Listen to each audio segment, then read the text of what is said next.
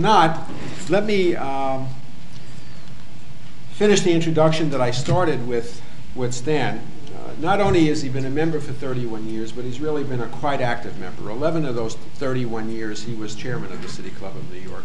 And you can take my word for it, having been the chairman for slightly less than a year, to survive the job for 11 years is a heroic, it's a heroic effort. I mean, the one thing that's great about the club is the diversity of personalities of people you deal with. There's a strength and a weakness to that approach, but I think it is a real challenge. And Stan, who has in his own private life, is a hotel consultant. I really won't dwell on that so much, is I think the important part for us today is that Stan has lived through an incredible period in the history of the club, and the club has not, it's really had a metamorphosis. Starting as a gentleman's club in the 1892 to a club today that's really composed of people like you and I who are really working professionals who have a real, again, continued interest in the health and well-being of the city. And I think what we've prevailed on Stan to do is to begin to share his knowledge and history and some great stories with us, hopefully to both give you a better sense of what you've joined this year, but also to entertain you. So it is my great pleasure to introduce Mr. Stan Turkel.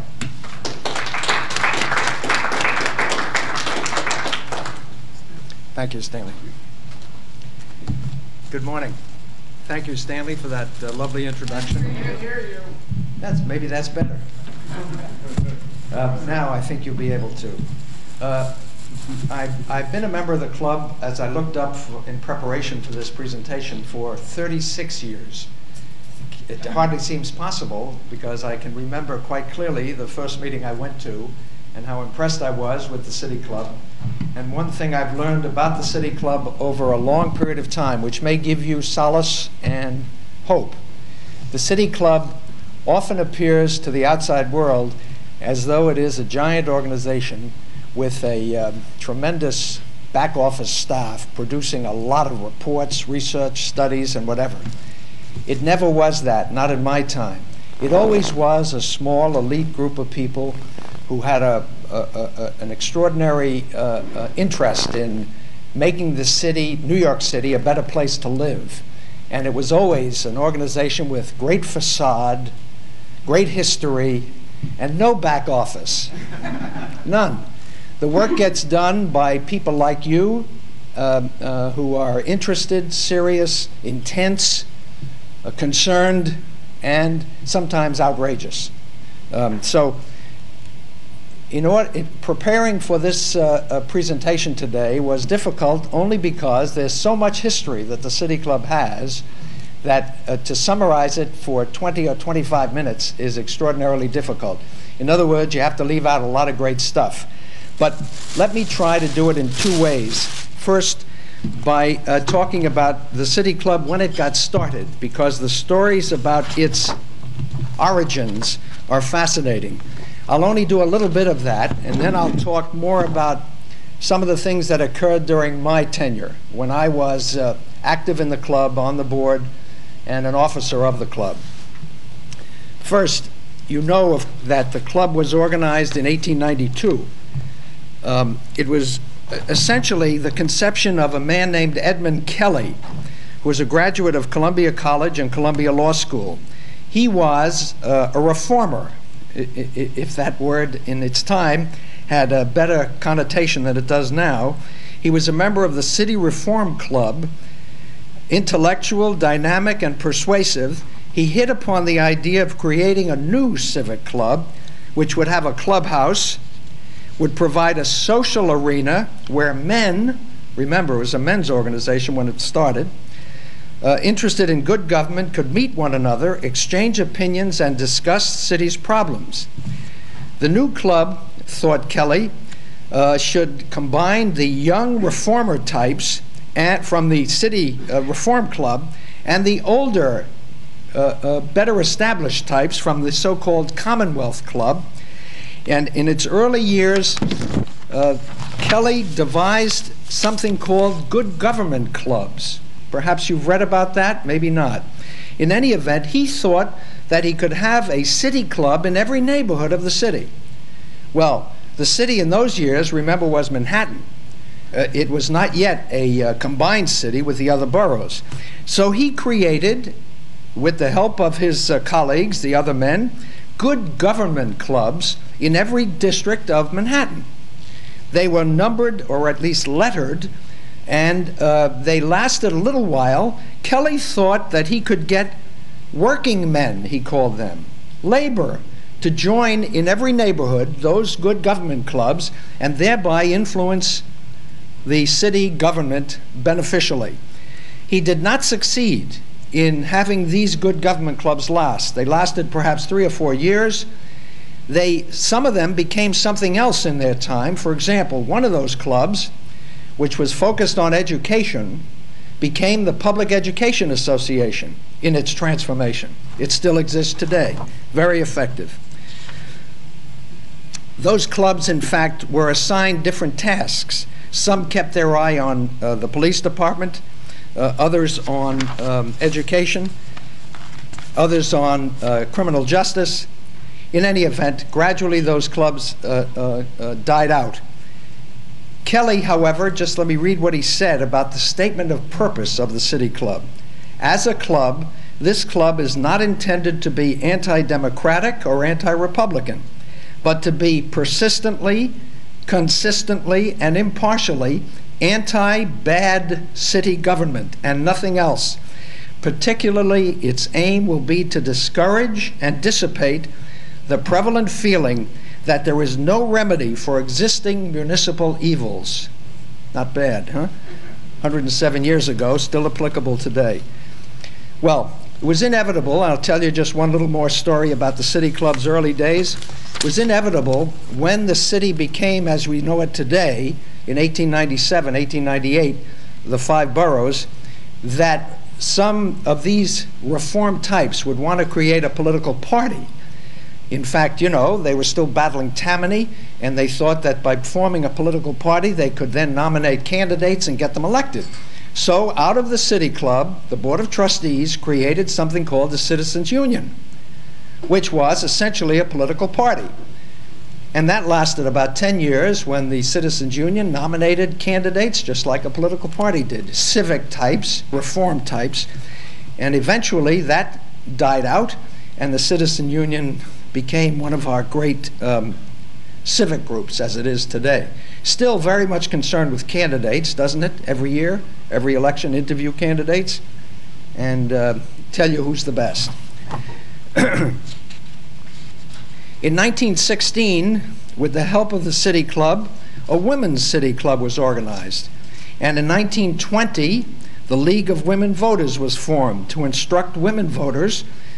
After all, women were newly enfranchised by the 19th Amendment that year. But the City Club was active in the creation of those organizations. The club maintained a clubhouse from its early existence. The first was an old brownstone at 677 Fifth Avenue that was near 54th Street. It was owned by, I looked it up, the widow Coles, C-O-L-E-S. In 1896, the club moved to 372 Fifth Avenue at 35th Street, which had previously been the home of one of its trustees, Bayard Cutting. In 1899, the club moved again to 19 West 34th Street. And then finally, well, it's not final, but at the least in 1905, the club built its own clubhouse. That building still stands. Do any of you know where that is? 55 West 44th Street. I mean, right down the block here, between 5th and 6th Avenue, between the Algonquin and the Iroquois hotels. There stands a red brick building, 6 or 7 stories high. That was the City Club building, occupied by the City Club from 1905 until 1940. After the Depression, the building was lost. In fact, the club was kept alive during the Depression years, essentially by the contributions of Richard Childs, who was the president of the club, the famous civic reformer. So sometime when you walk down 44th Street, take a look. And if any of you know anyone who has a lot of money, you probably could buy that building, subsidize it, and make it back once again into a city club headquarters. Would that be great? Maybe not. Maybe you'd spend more of your money supporting that and more of your effort rather than doing good things. Still, there it is to be enjoyed. The very first president of the City Club was a fellow named James Carter. And from what I can read, nobody ever called him Jimmy. He took office in the assembly room of Sherry's Restaurant at 37th Street and 5th Avenue. And here's what he said. I can state pretty much all the objects of municipal government in a few plain sentences. We must have streets well paved and clean. We must have sewers well constructed and efficient. We must have our streets well lighted. We must have order throughout our community, secured by an efficient police force. We must have a local administration of justice, which will secure equal and exact justice to all, the rich and the poor, the high and the low, the humble as well as the proud. We must contrive a system of taxation that will secure to us these great and obviously blessings at the smallest cost to the community, and that is the whole of it, unquote. Well, Mr. Carter had it right. I joined the club in 1963 when a City Club report had just been produced. That was called The Wastelands of New York. Would you believe I brought some of those reports with me so I could just hold them up for you, and you can later, after this is over, take a look at them. The Wastelands of New York, book about Soho. All these vacant industrial buildings, photographs of them, building for rent, lofts for rent, of course, the gentrification and transformation of Soho. You can read what I think they came to exactly the wrong conclusion, the City Club did. That's all right. That's okay. Listen, we're vigorous and we're not always right. I wanted to show you also, the City Club used to produce every year a hard-covered book. City Club of New York, 1911 and 1912. And in it, this has photographs of 55 West 44th Street, how it looked then, its billiard room, its dining room, its library, its meeting rooms, and it had guest rooms, of course, up above, for members to stay. It shows also, David, the committees that functioned in those years. Just look at this. Committee on Club Finances, Membership, House, Art Committee, Entertainment, Library, Committee on the Borough of Manhattan, the Borough of Brooklyn, Bronx, Queens, Richmond, etc. Child Welfare, City Affairs, Courts, Port, Elections, Legislation. Not bad. 11 to 1,200 members in those years. And every year they produced a book like this, all the members in it, the annual report, the deceased members, as well as the living. Not bad. Well, I was invited by I.D. Robbins to be a member of this club. Robbie was the chairman of the board, and subsequently, after many years, he was also, in fact, the editor of City Club Comments. I'll tell you about that in a minute. But subsequently, I.D. Robbins built the Nehemiah houses. Some of you may know about those in East New York and in the Bronx. 5,000 affordable houses. He was obviously a builder. He was also a smart and tough and difficult man. His leadership of the club was extraordinary. He antagonized almost everybody in sight, especially city officials, mayors, you know. But he was vigorous and a great leader of this club and a great example for all the rest of us. In any event, he published this newsletter for the City Club called City Club Comments from 1959 to 1978, more than 150 issues. When I say published, I mean he wrote all of this. And there was a small committee of the City Club that had to review. I served on that committee for years, and if I showed you the rest of my body, you'd see the scars. You can see where the hair has got lost. That happened when we were trying to help Robbie put this thing together. he took personally every change that you suggested as being a personal blow against him. Nevertheless, we did produce it, and it did get published and printed, and you can bet that city officials took note of it and got all exercised and upset by it. When Robbie stopped doing this, we decided we'd retire the name and not try to do a City Club Comments anymore. Instead, we did something called the Gadfly. And perhaps some of you have seen some of those. That was published, therefore, from 1978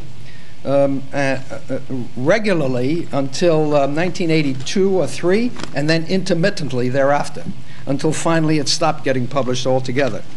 In any event, the Gadfly, the very first issue, the editor was Charlie Kinsolving. Do some of you know him?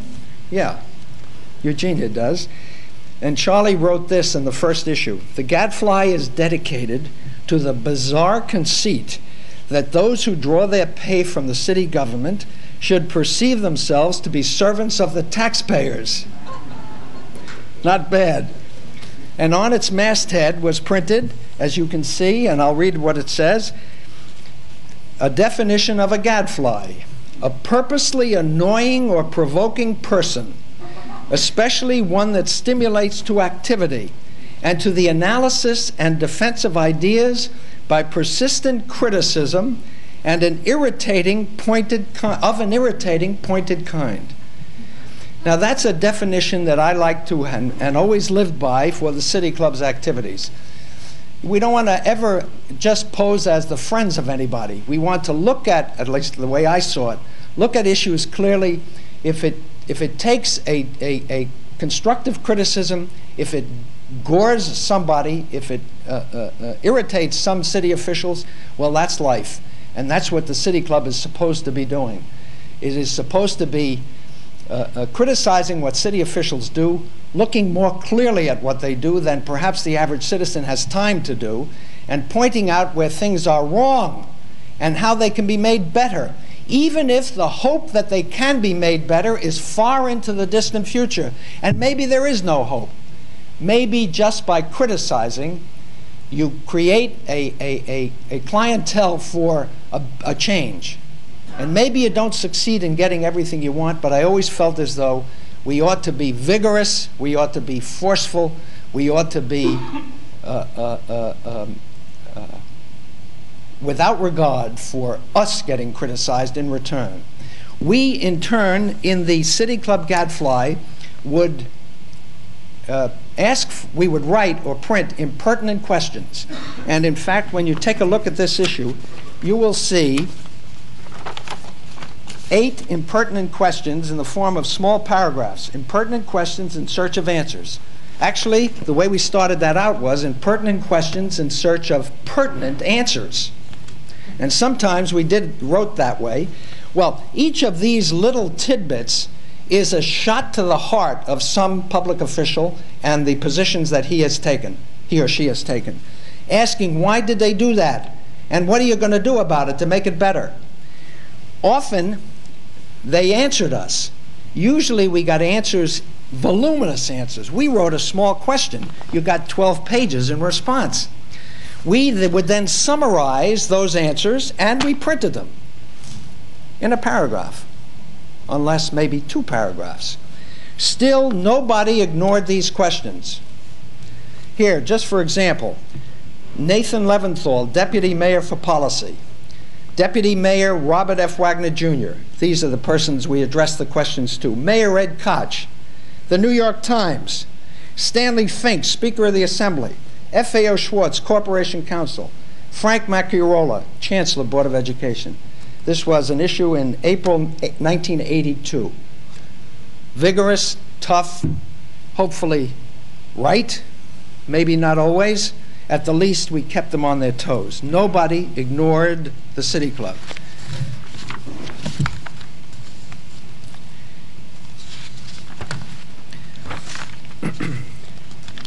During my tenure on the board, the City Club engaged in a lot of outside activities. One of them was, as you perhaps know, the BART Awards for Architectural Excellence. City Club, the first year that committee met, the committee found no building worthy of an award. That's the way to start a new award. Don't give anybody the award. And we published a booklet called A Fruitless Search for Excellence in Civic Architecture. I didn't bring it with me. I own one of those. It got front page news in the New York Times. Would you believe we also criticized the fact that the New York Times didn't have an architectural critic at the time? So what did they proceed to do? They appointed Ada Louise Huxtable to be their architectural critic. I don't say the City Club was only responsible for that, but we sure helped.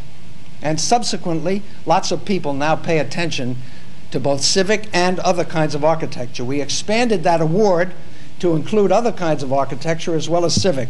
And on the 25th anniversary of that award, the Bart Awards, we had a great party. How many were there? We had a cocktail reception at the Whitney Museum on 42nd Street. After that, we walked across the street to the Hyatt Hotel and had the Bart Awards event in the Hyatt Hotel Grand Ballroom. What a party. Spectacular. And here is the booklet that describes it, and the 25 years of awards. The juries for those Bart Awards, as some of you may know, were the most famous architects in the world. I mean, you name one, they served on those juries. Take a look at that. We also did something called Child's Lectureships in Municipal Administration, wherein a small committee would select mostly academics and scholars to come and deliver a lecture about city municipal affairs. I brought one of them, and then we published a booklet. I brought one of them with me. This is something called a Survival Strategy for America's Cities, in 1982 by Henry Cisneros, PhD, then the mayor of San Antonio. Now, Henry has fallen on some hard times recently, but in those years, believe it or not, he was absolutely a great comer. Brilliant, articulate, attractive physically, smart, aware, and in every way a prospect for President of the United States someday. Didn't happen, but that's life. But you read what he said. This is like the summary of a doctoral dissertation. That's how good it is. That's what kind of research this man did for the City Club's Child's Lecture. And then, for a period of time, we gave Distinguished New Yorker Awards. How about that? The City Club would have in its small committee decide on who was worthy of receiving such an award. That was pretty tough, you know, for the City Club by its standards to figure out how can we have an award winner who is worthy, someone who could draw and we'd have a successful attendance, and then finally, how can we have a great social event? Well, we succeeded some years better than others. In any event, we did these in the great grand ballrooms of the greatest hotels in New York City. We gave awards to brilliant people. One year, the very first year we did it, that would be the 75th anniversary of the City Club, in 1967. We did it at the Plaza Hotel Grand Ballroom, and we gave awards to George Baer, a distinguished physician, Roger Baldwin, founder of the ACLU, Detlev Bronk, a scientist, Gordon Bunshaft, architect, Cass Canfield, publisher, Richard Childs, tune from the New Yorker, which says, showing a sunrise, can you quite get sight of that? On an overlook, and it says, with a sign, made possible by a grant from the Mobil Oil Corporation. Wonderful cartoon by Weber, which we put on the front cover. But that was a distinguished New Yorker dinner wherein Rawley Warney Jr., Chairman, Chief Executive Officer of the Mobil Corporation, got our award, obviously for what Mobil did for culture and the arts in the city of New York.